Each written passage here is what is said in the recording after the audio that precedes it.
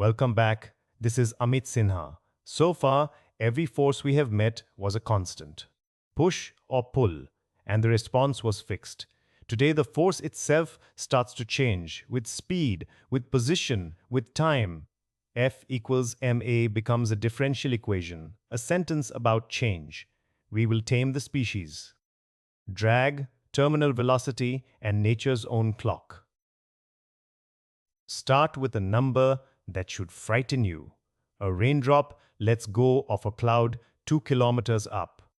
In a vacuum, it would arrive at nearly 200 meters per second, a bullet falling from the sky.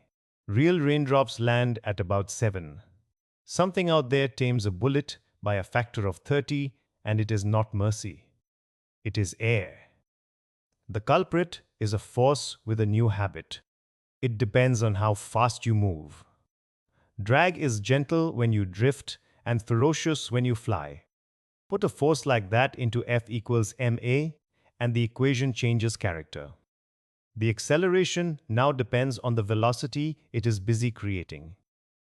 That loop, response feeding back into cause, is what mathematicians call a differential equation. Today we learn to solve them, and the solutions are full of surprises. A skydiver whose chute must bloom slowly because an instant opening would deliver over 100 G. A coasting boat that never stops yet never leaves a finite stretch of water. A thrown ball whose trip up is quicker than its trip down. Every one of them, one equation. Here is the plan. First, F equals ma, read honestly, as an equation to solve, and the 3 kinds of force law that decide the method. Then separation of variables, our workhorse. Terminal velocity, the destination every falling body negotiates with the air. And the characteristic time, nature's own clock, ticking inside every one of today's problems. First, a confession about F equals ma. For 4 lectures, it was a formula. Plug in the forces, read off the acceleration. That only worked because our forces were constants. The honest reading is harsher. It is an equation for the motion, and what the force depends on decides how you solve it. 3 doors stand ahead, and nearly every problem in mechanics walks through one of them. Let us open all 3. Door 1. Force as a function of time. This is the gentle case. The acceleration is handed to you on a schedule. Integrate once for the velocity, integrate again for the position, and let the initial conditions pin the constants. A constant force is the special case you already own. Integrate it twice, and lecture 1's falling rock drops right out. Door 2. Force as a function of velocity. Drag lives here, and so does today. You cannot just integrate because the acceleration keeps changing as the velocity it feeds keeps changing. We need a genuinely new move, and it is the workhorse of this entire lecture. It is called separation of variables, and it gets its own slide next. Door 3. Force as a function of position. Springs and overhangs live there. The chain rule turns time out of the problem entirely, and speed becomes a function of place. We crack that door open at the end of today, and lecture 9 swings it wide. Let us cache door 1 properly. A small rocket drifts in empty space and lights its motor. The thrust dies away exponentially over a burn time, Tb, and the flame shrinks with it. Hold the mass fixed, a fair idealization for a short burn. The force is then a pure schedule with no feedback anywhere. The recipe says to integrate twice. Watch today's favorite curve arrive through a different door. First integration, from rest. The exponential integrates to itself, the limits spin the constant, and the velocity climbs as 1 minus e to the minus t over tb. That is the exact shape of the falling ball, but read the roles carefully. There, the exponential was the response to feedback. Here, it is the cause, written into the engine. Same curve, two completely different stories. Second integration gives the position complete and honest. At late times, it straightens into a line. The rocket coasts at its final speed, as if kicked once and released. And that final speed is simply the shaded area under the thrust curve divided by the mass. Whatever the shape of the burn, only its area matters. That area has a name: impulse. Lecture 12 builds on it. The workhorse, on a worked example. A ball falls through air, and at everyday speeds, the drag is proportional to the velocity. Write the drag as minus m alpha v, folding the body and the medium into one rate, alpha. Then, something lovely happens on the page. The two m symbols cancel, though the mass lives on inside alpha. The acceleration is g minus alpha v, and every falling body obeys that line. Before any solving, read the destination straight off the forces. Falling faster means more drag. The drag grows until it exactly cancels the weight, and then the acceleration is gone. Balance says the terminal velocity is g over alpha. No calculus was needed for where you end up. The calculus is for the journey, how the ball gets there. Now, the journey. Gather everything carrying a v on one side and time on the other. That is the whole trick. Separate the variables, then integrate both sides. The left side integrates to a logarithm, the right side to time itself. Exponentiate. Tidy up with the initial condition, and out comes the curve on the slide. The velocity climbs toward terminal, fast at first, then ever more gently. Audit it with Lecture 1's tools. For small times, expand the exponential. The curve starts as v equals gt, plane free fall. Of course, drag needs speed to exist, and a dropped ball has none to offer yet. Every fall begins as if the air were not there. The air only finds its voice as the speed builds. And a debt is now paid. In Lecture 1, we guessed terminal velocity from dimensions alone. Today we earned it, curve and all. One caution before celebrating. The mass never left the physics. It hides inside alpha, together with the size, the shape, and the medium. An iron ball and a styrofoam ball share a size but not an alpha, and the styrofoam drifts down far more gently. Look closely at the exponent, e to the minus alpha t. Alpha is a rate, 1 over time, so 1 over alpha is a time, and it is the only time this problem owns. Give it its name, once. The time constant. Tau equal to 1 over alpha.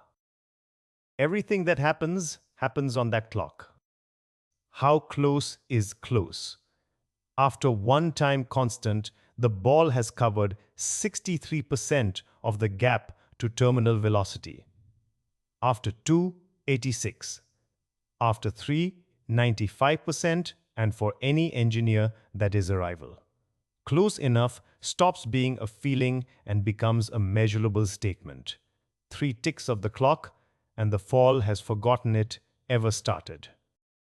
Here is the deep point. Measure time in units of the time constant, and every linear drag problem in the universe collapses onto one curve. Heavy or light, fast or slow, honey or air, one shape, one clock. When you meet a new problem, find its clock first, and you have already solved most of it. One breath of dimensional analysis seals it. G is an acceleration, multiply it by a time, and you get a velocity. And indeed, the terminal velocity is exactly g times tau, gravity, running unopposed for one time constant. The formula announces its own meaning, precisely the way Lecture 1 promised good formulas always do. First customer. A boat cuts its engine at speed, v0, and coasts. The water drags it with minus m, alpha v. Same door, same separation, and even simpler, with no gravity along the motion. The velocity simply decays as v0 e to the minus alpha t, and the wake dies behind it. But read the question again. How far does the boat travel? New technique, integrate the velocity. Distance is the area under the velocity curve, and the area under a dying exponential is finite. Add it up, and x approaches v0 over alpha, creeping toward that mark forever without ever touching it. The boat's entire future fits inside one number. You can compute on day one. Savor the strangeness. The boat never stops. The velocity only halves, and halves again, without end. Yet the total journey is finite. Zeno would have loved this, an infinite time spent covering a finite distance. Whenever a decay feeds on itself, eternity and a finite total sit side by side. Remember the shape. It returns in every corner of physics. Here is door 3, opened a crack. Ask for velocity against position instead of time. The chain rule does the work. dv by dt is dv by dx times dx by dt. That last factor is just v, so the acceleration is v, dv b by dx. Divide out the v, and the slope is minus alpha. Speed falls linearly, dying at v0 over alpha. Throw a ball straight up, in air. Which takes longer, the climb or the fall? Every instinct says they match. The vacuum taught us that symmetry, and the vacuum is gone. Drag is a thief, and the theft shows up as time. Hold your answer until you have seen the bookkeeping. First, the argument that needs no calculus at all. Compare the ball at the same height, once going up, once coming down. In between, drag has been stealing energy the whole way, so the ball comes back through that height slower than it left it. Every height, same story. The downward trip covers the same distance at lower speeds everywhere, so it must take longer. And that holds for any drag law whatsoever. Now the technique this problem exists to teach. Watch the signs. Going up, drag points down and joins gravity. The law reads acceleration equals minus g minus alpha v. Coming down, drag flips and fights gravity. The strength of drag follows the speed itself. So the downward law carries the absolute value of v. One law per leg. They meet at the top, where the velocity passes through zero. The upward leg separates like everything today. Integrate from launch speed v0 down to 0, and the climb time is 1 over alpha, times the log of 1 plus v0 over vt. Check its habits. With weak drag, the log flattens out to the vacuum answer, v0 over g. With strong drag, the climb is chopped brutally short, exactly as your shoulders would guess. Watch the strobe pairs on the figure. At every height, the downward copy crawls past slower than its upward twin. The weight arrow never changes. The drag arrow flips at the top like a turncoat. Up is the quick trip, down is the slow one, and the difference is the thief's ledger, written out in seconds. Put real numbers on that ledger. A ball thrown at 20 meters per second with a terminal velocity of 25. The climb takes 1.5 seconds, the fall back takes nearly 1.9. In a vacuum, both legs would take just over 2. Drag shortens the climb, stretches the descent, and the 2 lanes on the figure carry the receipts. Now, aim at an angle, theta, and fire, with linear drag. It looks like a brand new problem. It is 2 old ones standing in a trench coat. The vector equation splits cleanly. The horizontal part is the coasting boat. The vertical part is the falling ball from the workhorse slide. Recognition is the whole technique here. You two solve problems together at right angles. Read the horizontal story first. The sideways velocity decays on the clock, dead within a few time constants, and the horizontal distance creeps toward Vx0 over alpha, the boat's finite journey wearing a new hat. That means something remarkable. The trajectory has a vertical wall. It can never cross, no matter how long it flies. The vertical story you already know. Whatever the launch, the vertical velocity settles to terminal, straight down at Vt. Put the two together at late times, sideways motion dead, downward motion steady. Every long shot ends its life, the same way, falling vertically at terminal velocity. Hail and rain arrive from straight overhead for exactly this reason. On the figure, the dashed blue curve is the vacuum parabola, the road not taken. The live trajectory leans off it almost immediately, steepens, and dues itself to the dashed vertical wall. The two curves agree only in the first instance, while the speeds are still too small for the air to notice. Lecture 1's small time audit playing out on screen. One promise before leaving the trajectory: strip the air away, and the parabola deserves better than a ghost's cameo. Next lecture does vacuum projectiles elegantly, range on a slope, and the envelope of every shot a cannon can fire. Today, the air had the starring role. Next time, geometry takes it back. Now, leave the gentle speeds.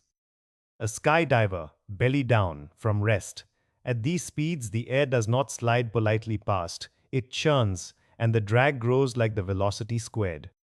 Lecture 1 saw this coming from dimensions alone. The density of the air, times area, times speed squared, is the only force the air can build. Now, dynamics has to cash that check. Same door, new force law, and we write it with no coefficient at all. The acceleration is g times 1 minus v squared over vt squared, with the terminal velocity defined by force balance exactly as before. That form makes the physics naked. Below terminal, you speed up. Above terminal, you slow down. At terminal, nothing. The destination is built into the law itself. Separate and integrate. The algebra runs one partial fraction longer than this morning's, and out comes a new curve. The velocity climbs as the terminal velocity times Tanh, with gt over vt inside.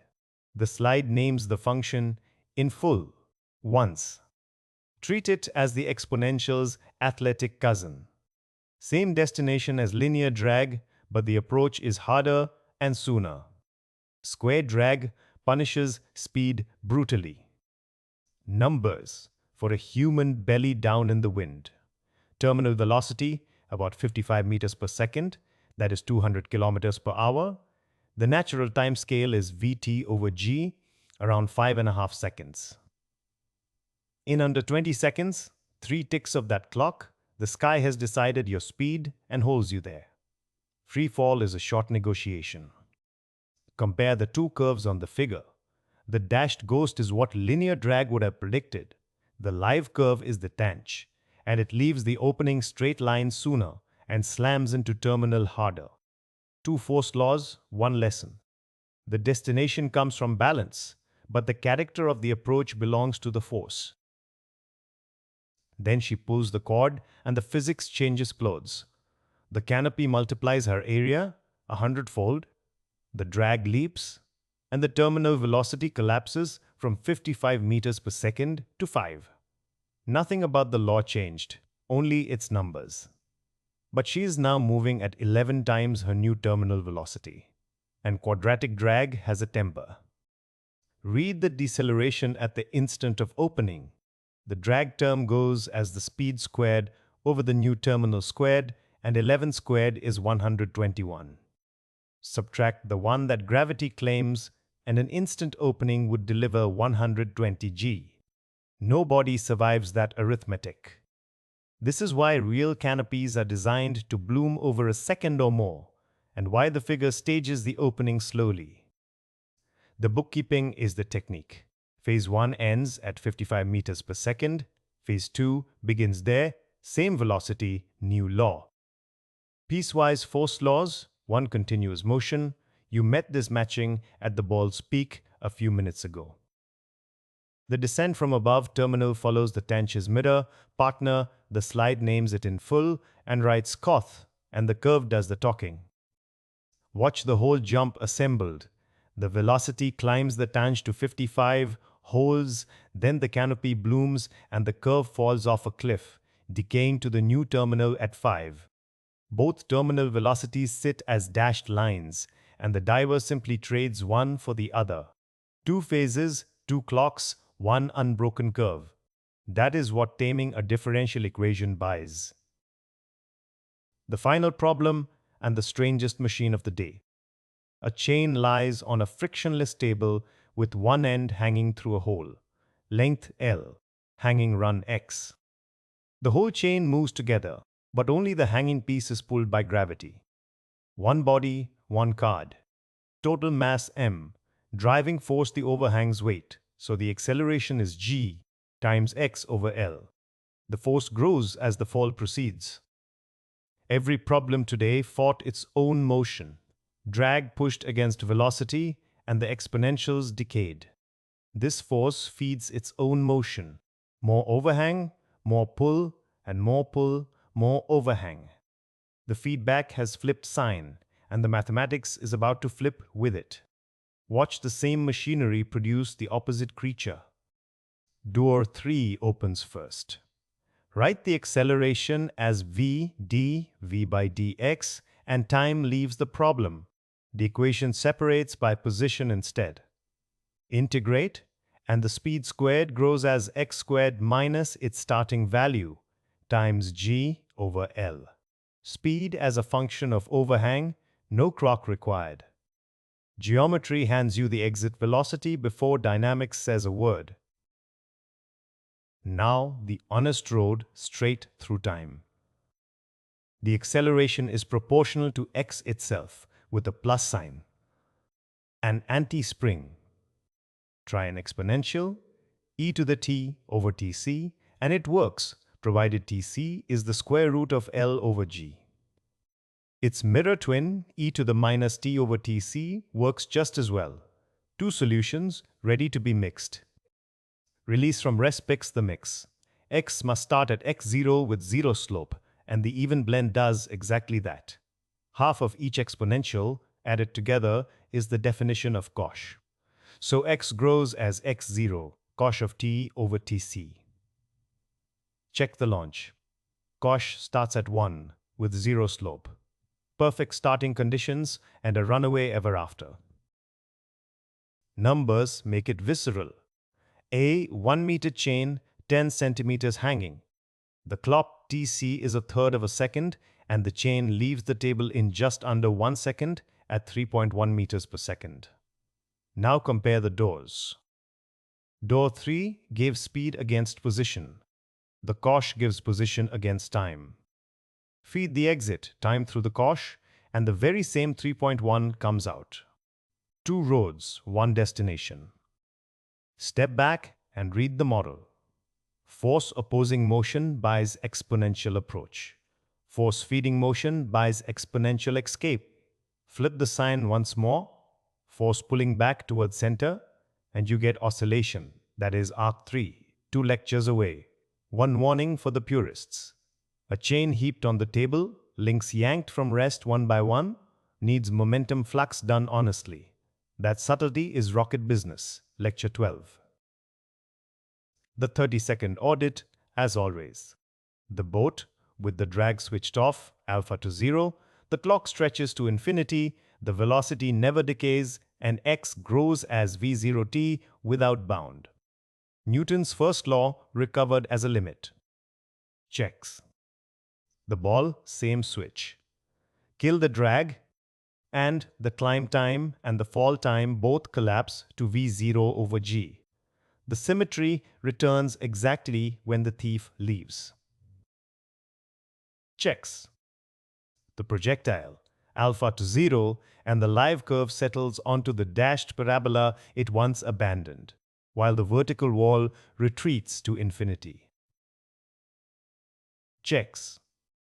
The Skydiver, made heavy at fixed drag, terminal velocity soars, and the Tanh never leaves its opening straight line.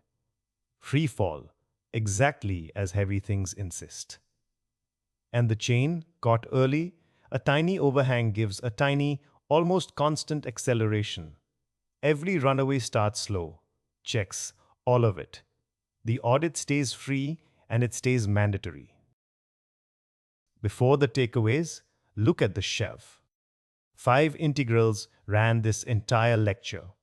The first is decay. dv over v gives the dying exponential. The second is approach. The same move with the target inside gives the rise to terminal. And the third is the quiet hero. The area under a dying exponential is finite, one-time constant's worth. And that single fact ran 3 problems today. Now, the strange names you met today. Cosh and Sinha are nothing exotic. They are the exponential's average and its difference, built entirely from e to the x and e to the minus x. Think of this family as the exponential's own trigonometry. The chain rode the Cosh today, and its partner waits quietly beside it. And their ratio closes the shelf. Tanh is Sinha over Cosh, the curve the Skydiver climbed. Koth is the same ratio upside down, the curve the open chute descended. 5 rows, 1 exponential underneath them all. The problems will keep changing. These integrals will not. Keep the shelf within arm's reach. 3 ideas to carry out of here. First, read the force before you solve. Whether it depends on time, position, or velocity picks the door, and the door picks the method. F equals ma is not a formula. It is a question, and the force law is the question's fine print. Second, every drag problem hides a clock and a destination, the time constant and the terminal state. Both come from force balance and dimensions before any integral is written. Find them first, and the solving becomes a formality. Measure the whole motion in their units, and every problem turns into the same problem. Third, the sign of the feedback is the fate of the system. Force against motion, exponential approach. Force feeding motion, runaway escape. Force toward center, oscillation, coming soon. The habit, from today forward, before integrating, find the clock and the destination. It costs 1 breath, and it tells you the answer's shape before the algebra begins. One last problem, and it is the first one. The raindrop from the opening minute, now solved with every tool built today. The sky already handed us the destination. Real drops land near 7 meters per second. So that is Vt. And the clock comes free. The time constant, Vt over g, is about 7/10 of a second. Destination and clock before any integral is written. So the negotiation with the air is over almost before it begins. 3 ticks of the clock, about 2 seconds, and the drop is at 95% of terminal. The falling and the settling cost barely 10 meters of altitude. 10 meters out of 2000. Everything the calculus had to say happens in the first half of 1% of the journey. The rest is pure balance. 1,990 meters at 7 meters per second, 4 minutes and 40-odd seconds of steady drift. Total time to the ground, nearly 5 minutes. The vacuum bullet would have done it in 20 seconds flat. The air does not just soften the landing, it turns a gunshot into a stroll. And now, every number in that sentence is ours. One honest footnote, a real raindrop feels quadratic drag, not linear. The approach curve is a Tanh instead of an exponential, and it arrives even sooner. But the destination story, balance, and the long drift that follows are untouched. That is the lecture in one drop. Find the destination, find the clock, and the sky becomes arithmetic. That habit is yours now. Next time, the air clears and geometry takes the stage. projectiles done elegantly, the maximum range on a slope, and the lovely bisection insight behind it. The parabola of safety, one curve fencing off everything a cannon can ever reach. And the monkey and the hunter, the classic that says aim straight at a falling target. Bring your sense of symmetry, next lecture runs on it. That wraps up this lecture. This is Amit Sinha. Thanks for watching the Sinha Foundation channel. See you in the next one.